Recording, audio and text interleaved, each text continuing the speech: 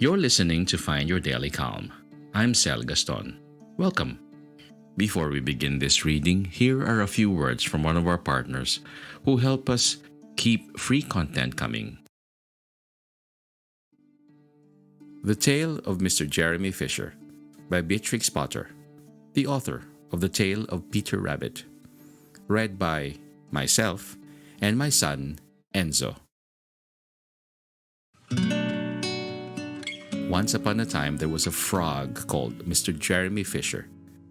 He lived in a little damp house amongst the buttercups at the edge of a pond. The water was all sleepy sloppy in the larder and in the back passage, but Mr. Jeremy liked getting his feet wet. Nobody ever scolded him, and he never caught a cold.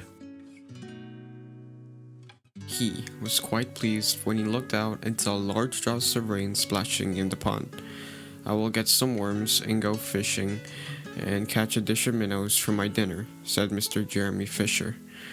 "If I catch more than 5 fish, I will invite my friends, Mr. Alderman, Ptolemy Tortoise, and Sir Isaac Newton. The alderman, however, eats salad." Mr. Jeremy put on a mackintosh and a pair of shiny goloshes. He took his rod and basket and set off with enormous hops to the place where he kept his boat.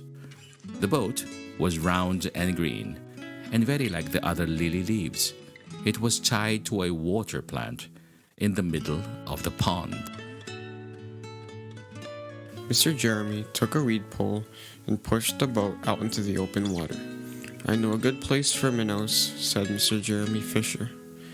Mr. Jeremy stuck his pole into the mud and fastened the boat to it. Then he settled himself cross-legged and arranged his fishing tackle. He had the dearest little red float. His rod was a tough stalk of grass. His line was of a fine long white horse hair, and he tied a little wriggling worm at the end. The rain trickled down his back, and for nearly an hour he stared at the float. "This is getting tiresome. I think I should like some lunch," said Mr. Jeremy Fisher. He punted back again amongst the water plants and took some lunch out of his basket. "I will eat a butterfly sandwich and wait till the shower is over," said Mr. Jeremy Fisher. A great big water beetle came up underneath the lily leaf and tweaked the toe of one of his galoshes. Mr. Jeremy crossed his legs up shorter, out of reach, and went on eating his sandwich. Once or twice, something moved about with a rustle and a splash amongst the rushes at the side of the pond. "I trust that it's not a rat," said Mr. Jeremy Fisher. "I think I had better get away from here." Mr. Jeremy shoved the boat out again a little way and dropped in the bait. There was a bite almost directly. The float gave a tremendous bobbit. "A minnow! A minnow!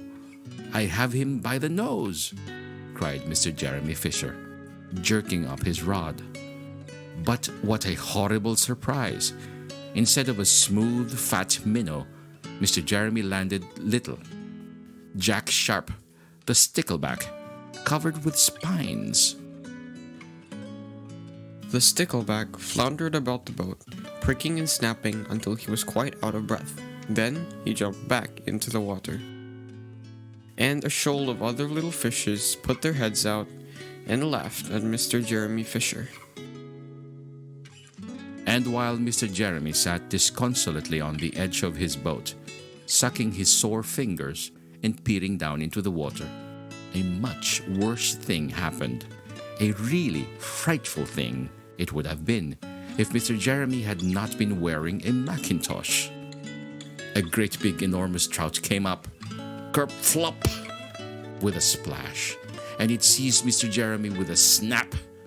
"Ow! Ow! Ow!" And then it turned and dived down to the bottom of the pond. But the trout was so displeased with the taste of the mackintosh that in less than half a minute it spat him out again. And the only thing it swallowed was Mr. Jeremy's galoshes. Mr. Jeremy bounced up to the surface of the water like a cork and the bubbles out of a soda bottle, and he swam with all his might to the edge of the pond.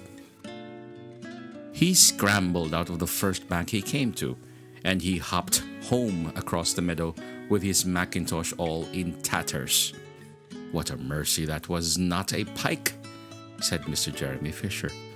"I have lost my rod and basket, but it does not much matter, for I am sure I should never have dared to go fishing again." He put some sticking plaster on his fingers, and his friends both came to dinner. He could not offer them fish, but he had something else in his larder. Sir Isaac Newton wore his black and gold waistcoat, and Mr. Alderman Ptolemy Tortoise bought a salad with him in a string bag. And instead of a nice dish of minnows, they had roasted grasshopper with ladybird sauce, which frogs consider a beautiful treat. But I think it must have been nasty.